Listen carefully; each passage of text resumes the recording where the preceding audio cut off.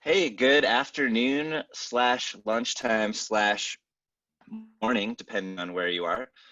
This is Adam Schaffner with AdCelerant. Thanks for hopping on this e-commerce webinar today. We're actually going to go ahead and wait just 2 or 3 more minutes. We can see there's a lot of people trickling in here, so we're going to give everyone a chance to get settled with their coffee or lunch or afternoon snack, again, depending on where you are. To get started. So we will be back with you in just 2 to 3 minutes. Hang tight. We're excited to hang out with you today. Thank you.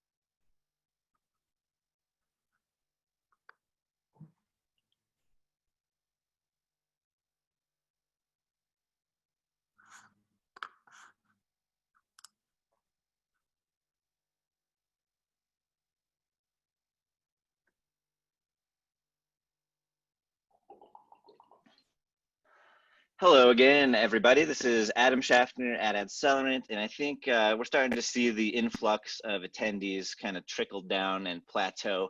So I think everyone's getting settled. We'll just go ahead and get started here.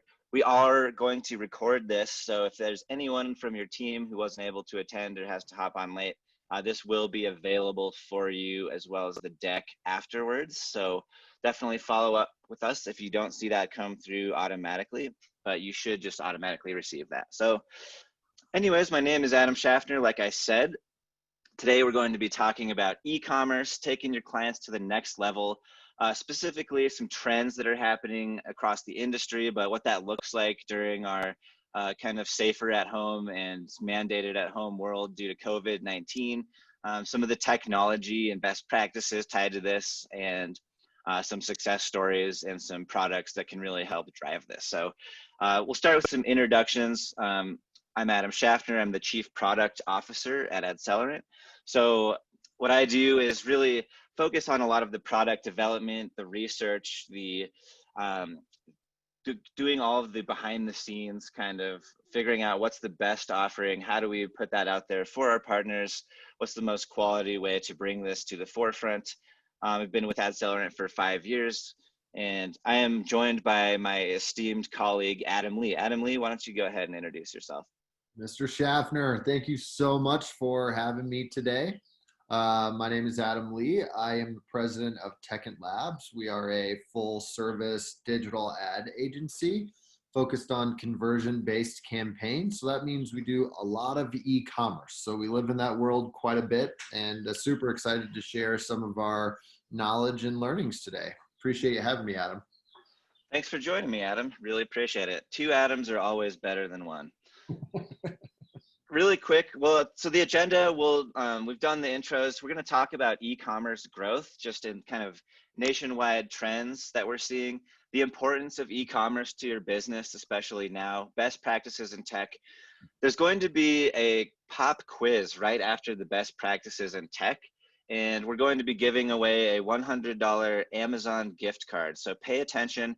the way it's going to work, it'll be a multiple choice, but the first person to respond with the correct answer in the chat is going to be awarded a electronic Amazon gift card, and we'll just send that to the email that you used to register. So when we get to that point, we'll ask you to get those fingers ready on the keyboard because it's going to be all about speed and accuracy.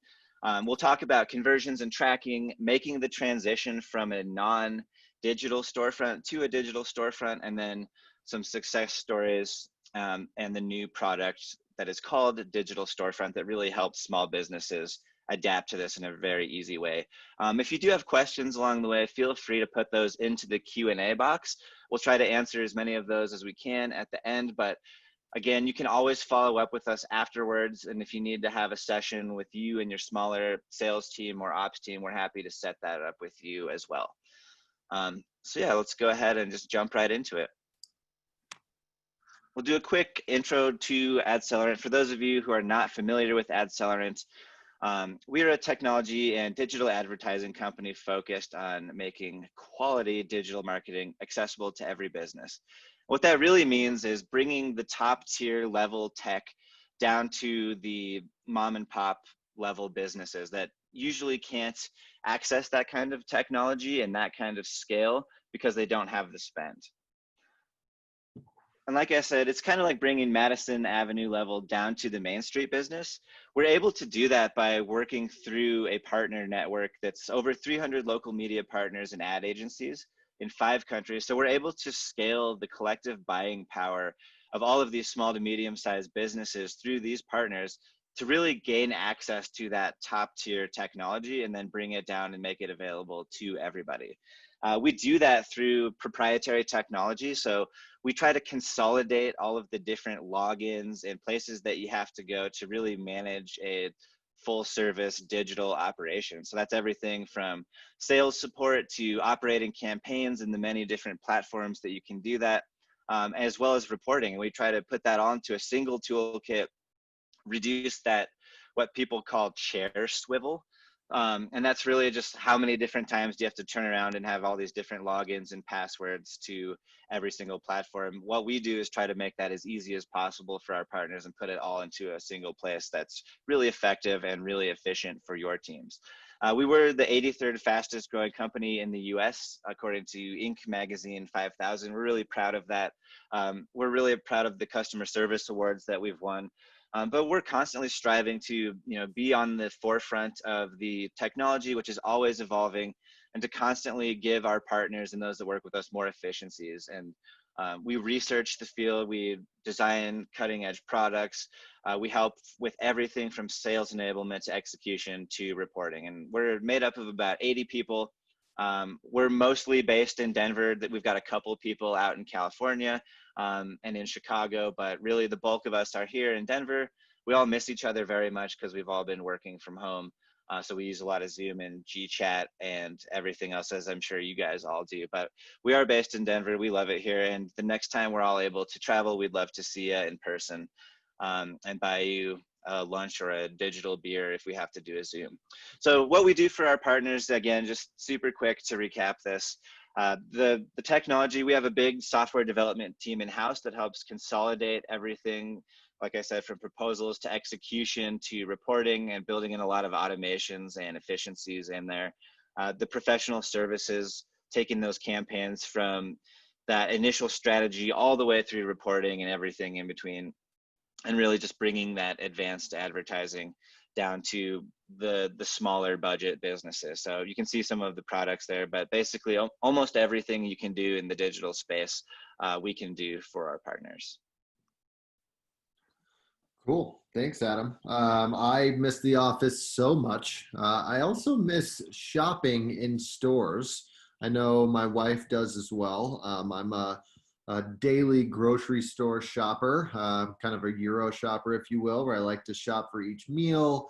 This whole, COVID-19 situation has certainly changed my habits, and I know it's changed a lot of habits, kind of across the board for most consumers. And I want to show you some information just on, what was happening with e-commerce growth before COVID. Well, there was a huge transition happening since about 2017, where there was just this explosion of e-commerce growth across businesses.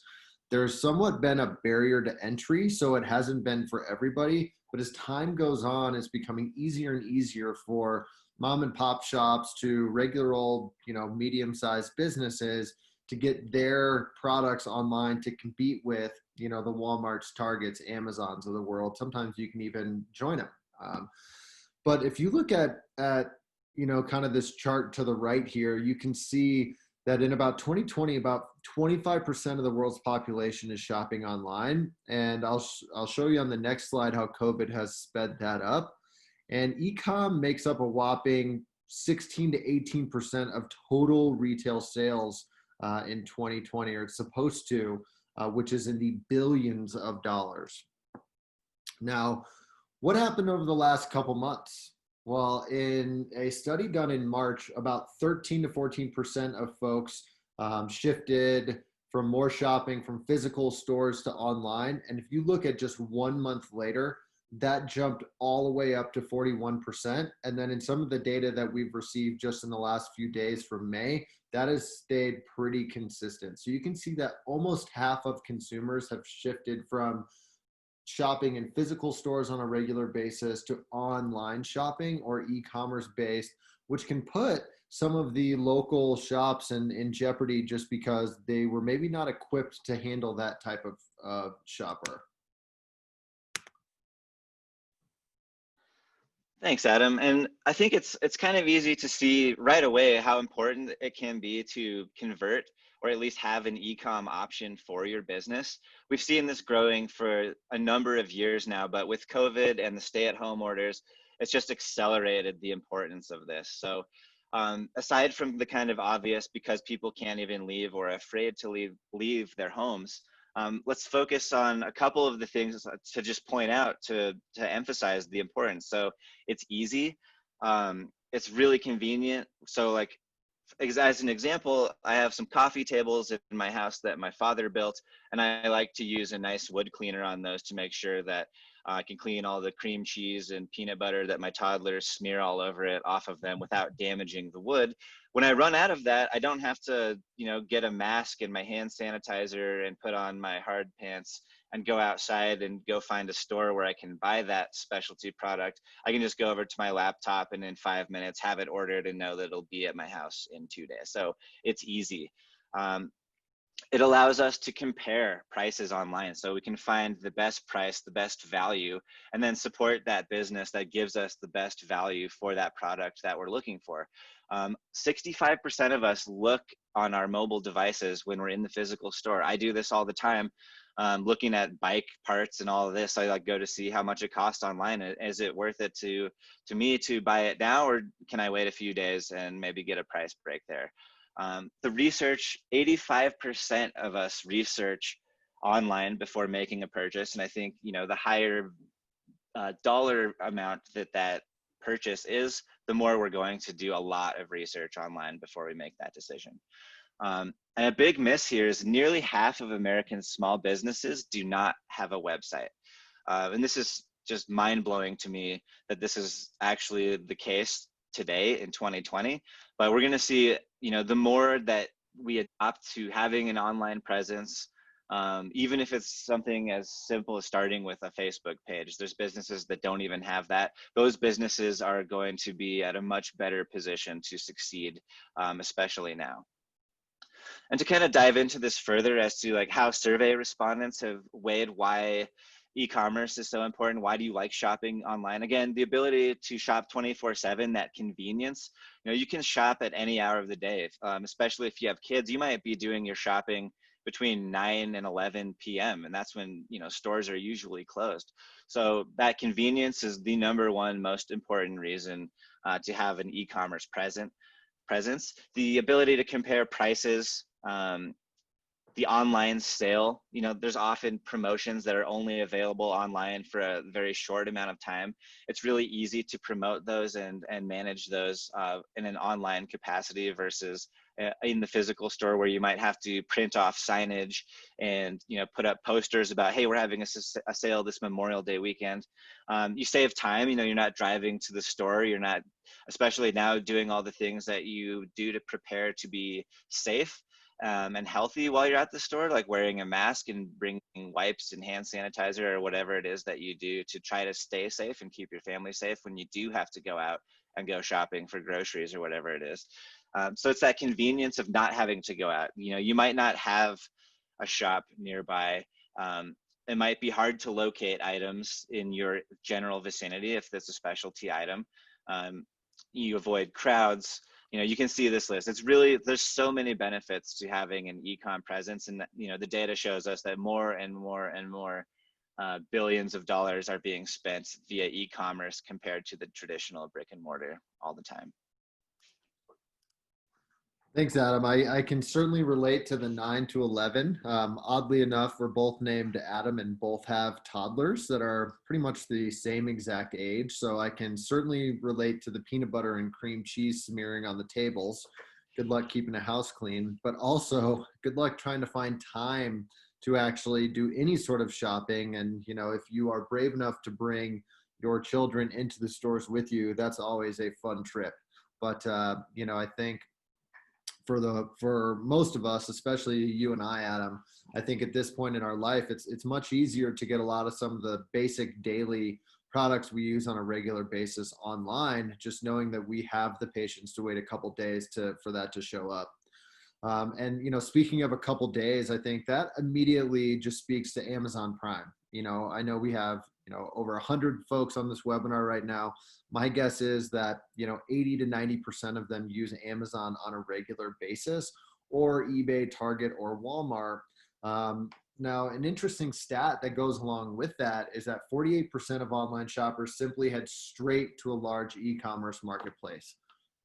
That's a pretty big number, knowing that there are millions and millions of people doing online shopping. But the good news about that is that there's a huge volume of business up for grabs. I know personally through this coronavirus situation that my wife and I have been very cognizant of where we shop and where we spend our dollars. We really want to support our local neighborhood here in Denver. It's done so much for us and our family that we want to make sure that the local shops, boutiques, dentists, all of the things, the restaurants, that we are really supporting them. And so we have been doing what we can to get our daily products from local shops here. And if they do not have an online presence, it's really made that more difficult. So there's a huge volume of business that's up for grabs, but you have to have a strategy on how to take advantage of people like me who are looking for your services or products. So we're going to get into just a few best practices, and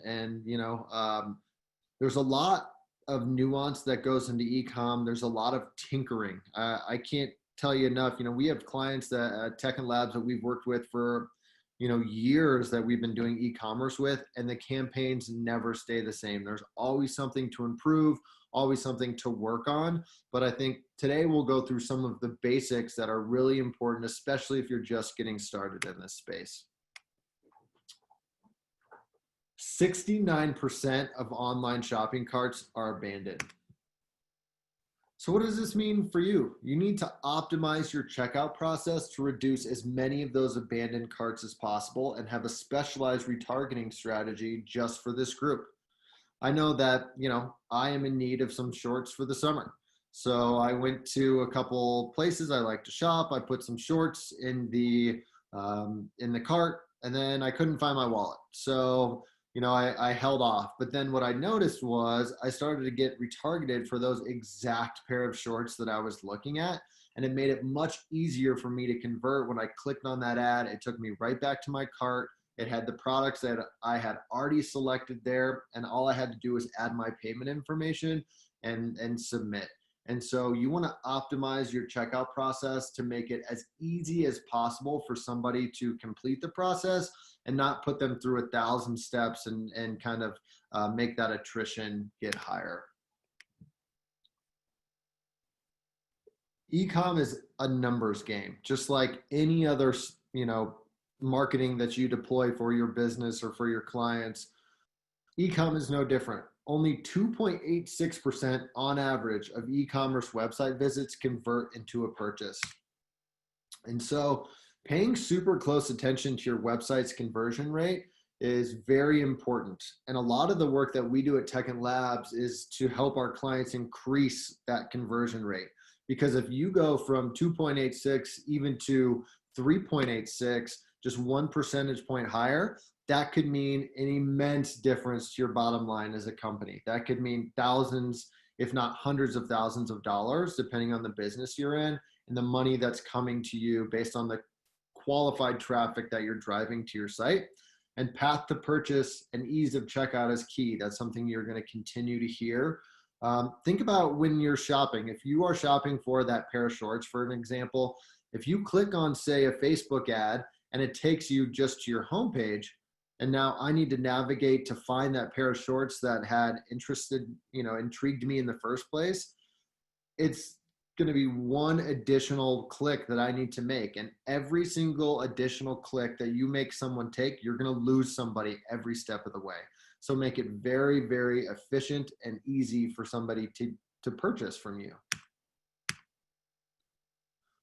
Unexpected extra cost is the #1 reason shoppers abandon carts. We've all been there. I would guarantee almost 100% of us on this webinar have been looking to buy something online. It could be a product, it could be a vacation, it could be even a meal at your local restaurant where you think you're going to be spending $50, and by the time you're done checking out with the taxes and fees and shipping, all of a sudden that $50 turns into $83, and you're like, wait a second, I thought I was spending $50 here.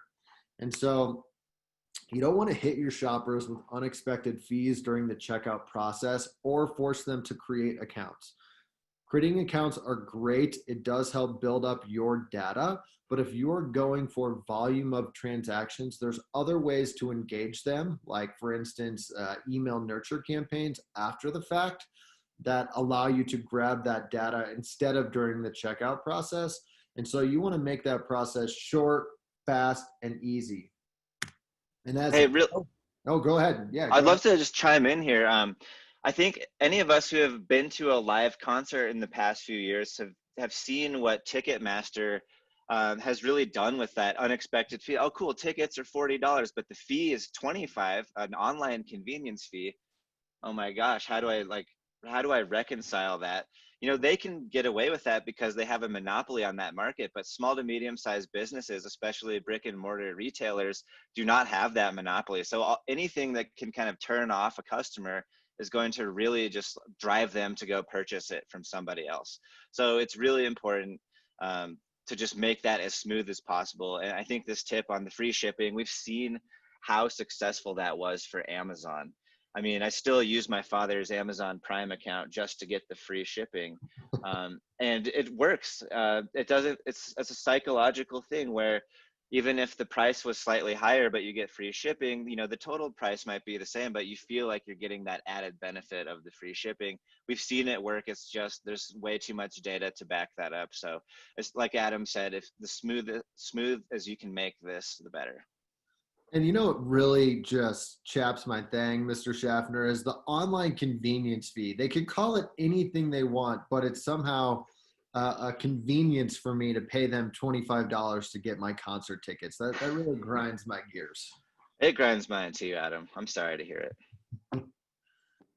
Abandoned cart follow-up emails have an average open rate of 45%. So this gets into the strategy behind how you're running your e-commerce campaign. You don't want to just take a transaction and let that person go, or let somebody get through, halfway through your checkout process and then let them go. You need to re-engage them. So make sure you have an email campaign to automatically follow up with your customers. This is your lowest hanging fruit. can make a huge difference to your bottom line and significantly increase the lifetime value of your customers. We do a ton of work in platforms like Klaviyo, where we help our clients nurture those either purchasers or past purchasers or cart abandonment users that always relate to new revenue for our clients. And so it's really important to have a strategy on the back end on how to re-engage them once they've taken in action on your site. And last one we'll kind of cover here is over half of online stores have an omni-channel presence or omni-channel capability. So they have a website that you can purchase from. They have a Google Merchant Center set up. You can purchase potentially through Facebook. You can reach them through email. Maybe they have a partnership with Amazon. So they have a lot of different ways that you can engage with their business. And so businesses that can create a seamless and personalized experience for customers will own the future of e-commerce. Now, the thing that we want to point out here is you got to start somewhere. So you can't get to an omni-channel presence for your business without just starting to offer e-commerce in one location and then starting to branch out from there. So it's really important to have your ducks in a row and understand where you want to go, maybe 6, 9, 12, 18, 24 months down the road to take up as much market share as possible to make your business efficient and profitable. Now, this is something everybody's seen, and I won't spend too much time here, but this is kind of the e-commerce LoomEscape. So there's a lot of companies vying for your attention to help you with the service for your business or for your clients to help them get off the ground. But that's complicated. Man, there's a lot going on there. So we want to make it easy, especially for today. What are the basics that you need to get started? Well, one, you need to work with a company like Shopify. There's others out there, WooCommerce, BigCommerce, Wix even, but Shopify allows you to integrate your product catalog within Shopify, and then you can then connect Shopify to something like a Google Merchant Center that allows you to have a potential new website outlet and run, Google Shopping and Google Ads through their Merchant Center. And so it's as simple as that. Are there steps to get there? Of course. But if you follow the kind of rules and regulations and processes that they lay out for you, you can quickly have an online e-commerce presence within a matter of days. And then once that's set up, now you can really start to diversify your media mix and drive qualified traffic. A lot of you are familiar with the Trade Desk or programmatic advertising, device ID, Facebook, Instagram. Now you can start to use these platforms to drive qualified traffic to your online e-commerce channels. Oh my gosh, Adam, is it poll time? It is poll time. It's time for that quiz we talked about. This is for a $100 Amazon gift card to be delivered to your email. The first person to answer correctly, and I think we already have one, if I'm not mistaken, is it Brian Hurley? Let's see, 69%. That is correct. Brian Hurley, congratulations. We will follow up with you and send that to your email. Thank you so much. Thanks for paying attention, everybody, especially Brian with the fast fingers. Great job. Great job. And I think we all know Amazon needs that $100. So make sure you spend it because they're hurting. Good call. We got to support the small guys in this trying time. So as another best practice, we need to talk about conversions and tracking, especially with e-commerce. E-commerce affords us an even greater ability to easily track return on investment, who's buying what, which marketing channels are working. It's really, really cool to see all of these things work together. And really the way that we do this is through pixels or tagging a site. And so just to back up and make sure we're all on the same page, a pixel, quote unquote, I call it a pixel.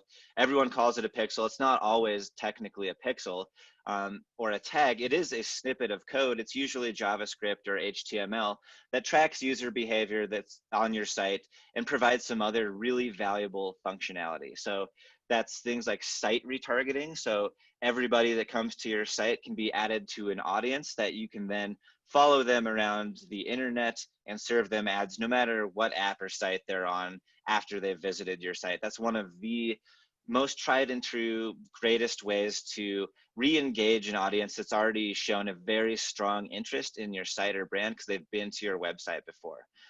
Taking that up to the next level is dynamic retargeting. So Amazon was one of the first kind of players to really be at the forefront of this, but this is, taking that item, that pair of shoes that you left in your shopping cart, but you didn't buy it yet, and then showing you those same pair of shoes in an ad when you're looking at college football scores on ESPN.com. So that's dynamic retargeting. That's actually taking information from the pages you visited and showing it to you again through that creative. So it dynamically changes your creative based on the images, headlines, and text from where you set that up to retarget. So shopping cart abandonment is probably the greatest example of this. And in e-commerce especially, it might not just be that shopping cart abandonment. It might just be, a vehicle page that someone has visited, or like a piece of furniture. Hey, you looked at this table. Here's an ad with that table. Come get it. And we've also seen a lot of success when you serve that ad over a few weeks, and then the retailer will actually start serving a promotion. Hey, I noticed that you still haven't come back to buy the table. What if we gave you 15% off if you click and use this promo code? So there's a lot of cool opportunities through that, through dynamic retargeting. This is all pixel driven. We can monitor post-impression site traffic. So even when users are not clicking on the ads to go to your website, if they saw the ad, maybe it resonated with them and they remembered the name, and then they go Google it later, even though they didn't click. We can track that through post-impression site traffic if you have a pixel down on the page, because when we serve them the ad, it will give them a cookie. They will then bring that cookie back to the site, and we can track them that way. And through things like cross-device technology. For example, if you serve them a connected TV ad that shows on while they're watching Roku, and then they're sitting on their couch and they just Google it because they've got their laptop and their phone next to them while they're watching TV, and you got 5 screens open like we all do, we can actually tie that conversion from the connected TV device to that web conversion, that web visit. So that's a really cool thing. Obviously, conversions and revenue tracking. So how many people made a purchase, how many people made it to the shopping cart. We can even tie the actual revenue from those sales, that actual dollar and cent amount, pass that back into the reporting and get one-to-one revenue tracking, which really helps us determine return on investment and what are we getting for our marketing budget, and how do we see that that effectiveness increase over time. Site analytics is very important. I hope you're all somewhat familiar with Google Analytics. It's basically on every website on the planet, but you want to see where people are coming from, how long they spend there, how many pages are they visiting, where are they leaving your site. You can kind of use that kind of information to optimize your website and optimize that path to conversion, so that from when they land on your site to make that purchase, it's as easy as humanly possible for them to do so. And then another great thing is building a lookalike audience. If you have pixels down on your site, we can collect information on the different types of attributes tied to those users based on their available internet history. So things like what they're interested in, like what kind of demographics, household incomes, purchasing behaviors. And from that, you can actually build a separate third-party audience of users that haven't necessarily been to your site, but match in their behavior and their makeup to the users that are most likely to go to your site. So that's a really great way to kind of expand your audience there. Seems kind of creepy, Adam. It does, but it all makes for a more effective marketing strategy. And really, we're all going to be served ads no matter what, and whether we want to or not. And so I know personally, I'd rather be served ads that are more relevant to me and what I am interested in and what I might be likely to purchase. So I think ultimately it leads to a more efficient kind of marketplace for this stuff. Totally agree. That's great information. And those are metrics and conversations that we have with our clients every single week about the performance of their campaigns. So really important stuff there. Yeah, and an easy way to do this, especially for a smaller business who might not be very web savvy, They might not even have access to their own site. They might have someone else do all of their website work for them. The way to make this easy when you have so many different tags to put down, like a Google Analytics tag, a Google Ads tag, Facebook, Trade Desk, you name it, is through a container tag or a tag manager. Google Tag Manager is probably the most well-known. It's free. It's really stable. It works really well, and we always recommend that for those reasons. The way this works is your advertiser, they just have to place this one container tag on their site one time, and then they leave it there. And then through a portal on the back end, you or we can add the different pixels or tags necessary to do all of this really cool tracking. So, if we decide halfway through a campaign that we want to add Facebook, we don't have to then say, hello, Mr. or Mrs. Advertiser, here's this Facebook tag and the instructions. Please make sure you place it exactly correct and don't add any spaces or tabs. That can be really confusing for a business owner who's trying to just sell pizza. They don't know anything about HTML. And it just makes it way smoother. They want to focus on running their business, and they want you to help them with the digital marketing side. So the tag manager really just makes that super easy. So we can swap tags in and out as needed, as strategies change. And again, it's just that one time placement, and then everything else can be handled on the back end by people like AdCellerant or you who are on this webinar. Absolutely. And we want to talk about what to track and kind of what metrics you're looking for to measure success. You're always looking to, at the beginning, just get all of this analytics in place so you can start tracking it and see what's happening now. You establish that baseline so that then you can start to show how the marketing efforts are actually increasing the value of what you're doing. So you start by collecting that baseline, but you want to look at obviously revenue growth. Are we actually helping the business increase their revenue? That's always like the number one goal for every business, I would imagine. The return on ad spend, or ROAS, you might hear it called, the conversion rate. So how many users are converting, the cost per conversion. How much do you have to spend on a marketing budget per conversion? That's really important. You want to obviously see that go down over time as the campaigns and the data comes in and we get more efficient and optimize all of these strategies. That's something you'd want to see go down. The new user rate and growth is really important. Same with the returning customer rate and growth. So again, you want to establish that baseline and then start to show growth in both new users and returning customers. And then, of course, the average order value. When you have all of these things connected to an e-commerce platform, you have dollar amounts attached to every conversion that's made. So it becomes a much more robust and accurate way to effectively measure what's working and what's not in a campaign that's driving traffic to an e-commerce or a digital storefront. No doubt about it. Yeah, this is great stuff, Adam, because this is really these are the main metrics that we look at. But as your campaigns start to grow, as you start to add in different platforms like a Facebook or a Google Ads, you can then start to segment out and really get an idea of the type of value those platforms are adding to your marketing mix and what it means to the overall health of your e-commerce business. And so, any e-com business that's worth its salt is going to be taking you through, a lot of these metrics.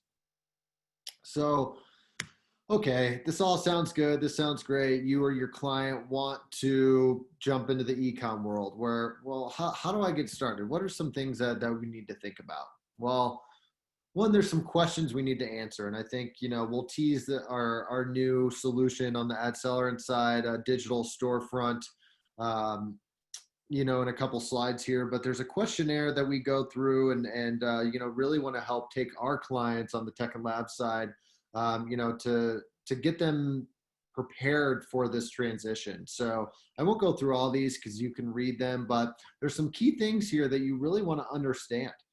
How many products do you have? I can't tell you how many meetings we've had with clients where they don't even know the amount of SKUs that they have within their ecosystem. What are your best and worst selling items? And what does inventory load look like? What are your most profitable items? And maybe where do we want to start with e-commerce offerings? We probably don't want to put all 2,000 products that you have online immediately. Maybe we want to select your top 50 and start there. What do your current shipping logistics look like? If you're going to be selling stuff online and shipping to your clients, well, you better be ready to handle the orders that come in. And you don't want that to make your e-commerce setup go underwater. So all the math needs to check out. And things like return policy. How does somebody get something back to you if you sell them something online? This is just kind of a snippet of a list that we use, but it's all really good things to start to think about. Two, really clean data. So we use Shopify almost exclusively, but whether it's Shopify or WooCommerce or BigCommerce or whoever it is, you need to get your data ready for Shopify and Google Merchant Center. You can't just load in a spreadsheet that has not been cleaned or connect a product feed that has not been cleaned, because it's going to make for a very difficult experience for you and the client and Shopify and or Google, and they'll actually just start to ban you from the results because it's such a bad experience. So, product information needs to be extremely accurate. Here's just a taste of some of the things you need to be thinking about: ID, title, description, link, image link, availability, price, category, brand. Just some things that Shopify will easily walk you through. Here's the information we need. Here's how this needs to be set up for us to ingest. And they do make it pretty easy. And it's worth noting, as I mentioned before, that if you don't meet Google's feed standards, you will not be shown, and eventually your Merchant Center account can be suspended. So it's best to do things properly upfront, spend the upfront time to do things right, because it's going to pay off dividends on the back end where you're not having to fix things every single day. And then three, once you're set up with your product feed and your accounts, now you want to drive people to your e-commerce platform. So you want to, drive qualified traffic through things like social media, Google Ads, programmatic, retargeting, device ID. You want to segment traffic based on product and interest. Depending on the type of business you have, you should start to segment out the users that are coming to your site, so then you can use that information for one, retargeting, and two, lookalike audience building. You want to construct tracking and pixel architecture. It's really important to understand what you're going to be tracking and how you're going to use that to your advantage moving forward. Creative is key when it comes to e-commerce. You really want to make it a personalized experience. We've talked about, wood wax for a table or shorts for summer. You really want to personalize, that information to a user within your creative, and make sure it's relevant content that causes them to engage quickly. You want to brush up your email nurture campaign. There's a lot of different ways to do that, just from a manual type of output to using something like a Constant Contact or Klaviyo. But there's a really, a lot of different ways that you can use email to your advantage. Retargeting is a must, and you must have your net ready at the bottom of the funnel. So, if you're going to spend all this money on e-commerce, make sure you have a Google Ads campaign running every second of the way, just because you're going to be able to capture that much more qualified traffic from the interest that you've driven from the higher funnel tactics. Thanks, Adam. That is awesome. We won't spend a ton of time on this today, but we want to make sure we let you know we can help you with this. If this is something that you're looking to do for your clients, this is the only plug we've got for you today. But we have a new service and product rolling out in early June. And for those of you keeping track at home, that is next week. But it's called Digital Storefront. And really, this is a service that makes it easy. We will actually set up a Shopify storefront. We'll connect it to Google Merchant Center, ads and analytics, and then we'll drive traffic to that. And there are a lot of e-commerce kind of digital storefront vendors out there. We landed on Shopify for a few different reasons. You may ask yourself, how did we get here? And I'll tell you how. They continually rank as one of the top 5 e-com vendors year after year, no matter whose list you're looking at. They offer really flexible plans for the advertiser that start at $29 a month. So there's a really low barrier to entry to having access to that. And even more cool is that they are offering a 90-day free trial due to COVID-19. So advertisers can actually use and set up Shopify for free for the first 90 days and make sure that that is something that they want to be spending money on. They've got over 1,400 apps that can connect to the storefront. These enable things like different reporting looks, shipping logistic options, social media connections, customer service portals like chat and ticket systems, inventory management, etc. So it is really robust, and they are integrated with literally everybody, literally almost everybody. They offer a flexible storefront in terms that once it's built and live, it's really easy to adjust and tweak continuously. Other vendors are not as flexible on that front. They've got over 100 professional desktop and mobile friendly themes to choose from. So you can actually set up your website and have it hosted by Shopify if you need to, but they also make it really easy to integrate with your domain if you've already got that rocking and rolling. It's got great SEO functionality. They allow clients to edit meta tags and place products in a very SEO friendly way. They have the integrations with Facebook and Google, so it's really easy to tie analytics and results from Shopify, those purchase amounts and items, to the different marketing efforts that you're running. And that's the reason we chose it. So we can help you set that up. But if you have a customer who's already using a Wix or a WooCommerce, we can also help with that too. But as far as setting up a storefront for the first time, we're going to use Shopify. Like I said, we'll do all the connection to the Google Merchant Center. And then ultimately, we're going to run a Google Ads shopping campaign, which is, if you're familiar with searching for a product, there's the Google Shopping results that appear at the top, and you can kind of scroll left to right. It actually will just take the images and product descriptions from your Shopify storefront and use those as the images and ad copy for those ads. So that's really similar to a paid search campaign, but it's taking those products and items and using those as the creatives. And then we're also going to be driving traffic to the site with Facebook and programmatic display tactics, including device ID, to make sure we're driving awareness about the product, but also driving people to the actual place where they can make a quick purchase of that. So that's next week. If you're interested in that or have advertisers that might be interested in converting for the first time, please let us know. And if you're in our newsletter kind of ecosystem, you've already heard about this, and we'll be doing a lot more announcement around this next week.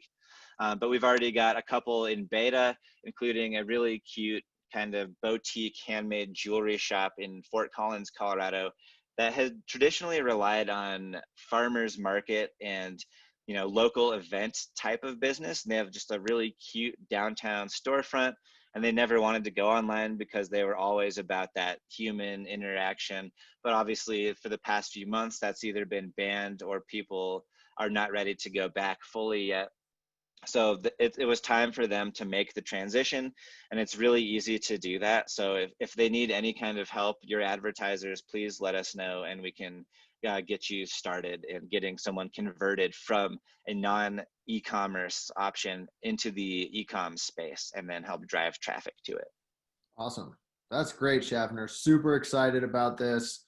I know that we have a couple questions here that have come up. We have one more quick little slide here, and then we'll answer a few of the questions, and then can also follow up after the presentation to have a more kind of personalized discussion if necessary as well. But just one quick success story, another in beta.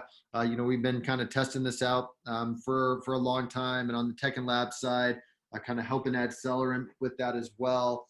We have a baby accessory company that we do some extensive work with.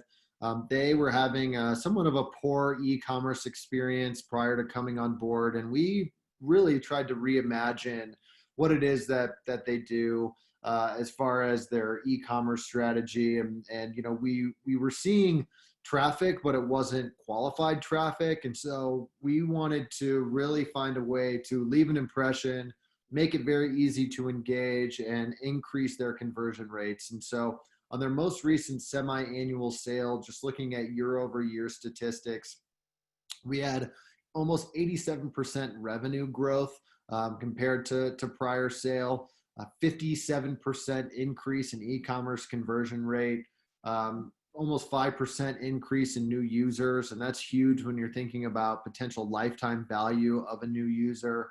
and some quick year-over-year metrics.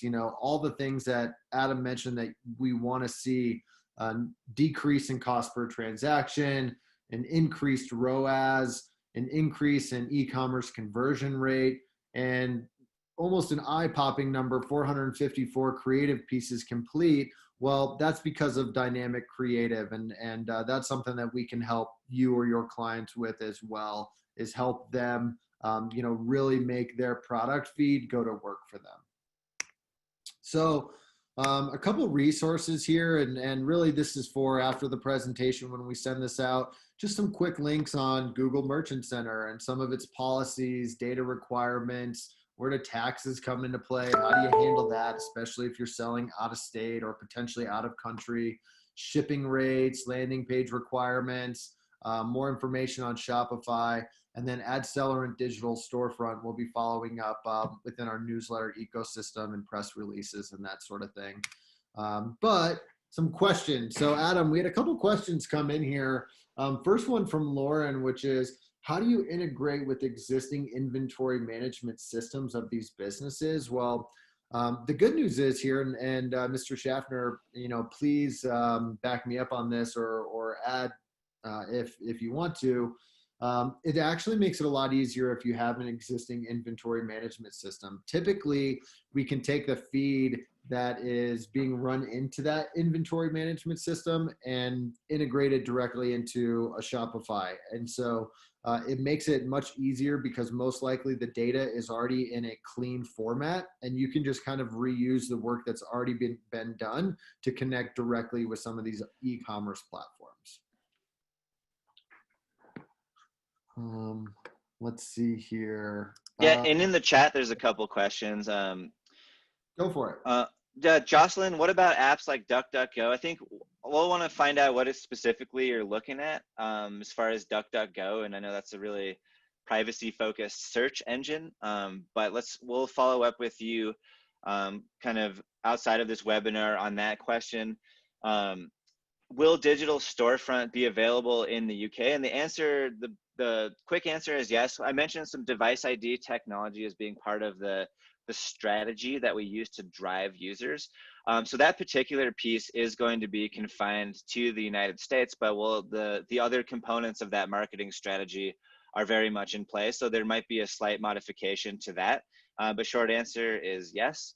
And then Richard was asking about median pricing. And then again, we're announcing all of this next week, and we'll follow up with you offline about the pricing that is kind of set up in a tiered structure for this new service. And Adam, just kind of to tease it though, this is really to help the businesses in our neighborhoods and in our communities. And so if I understand it correctly, it's pretty affordable, right? Yeah, it was designed to be affordable. It's designed for that tiny boutique store that never even had a Facebook page to be able to easily convert to an online presence. So it's designed with them in mind, and it's meant to really help them out during the COVID crisis so that they don't have to, shut their doors or drastically reduce their business any further than they already have. That's great. That's awesome. It's incredible the work that AdCellerant's doing. It's incredible working with you, Mr. Schaffner. If there's any additional questions that you have, please put them in now or follow up with either of us. We will be sending out this deck as well. Congrats to Brian on winning $100 to Amazon. This has been fun. Adam, thanks for having me. Yeah, Adam, thanks so much for joining me here. This has been great. And thank you to everyone who attended. We'll be sending this out to everybody. So please follow up with us if there's anything that you see with the recording as an issue, or if you have questions or just want to follow up with your individual teams. We're here to help, and we're here as a resource for you. And we really appreciate the time. Hope you have an awesome rest of your Thursday. It's almost the weekend, so let's get to it. Thanks, Awesome. everybody. Thanks, guys. Have a great day. Cheers.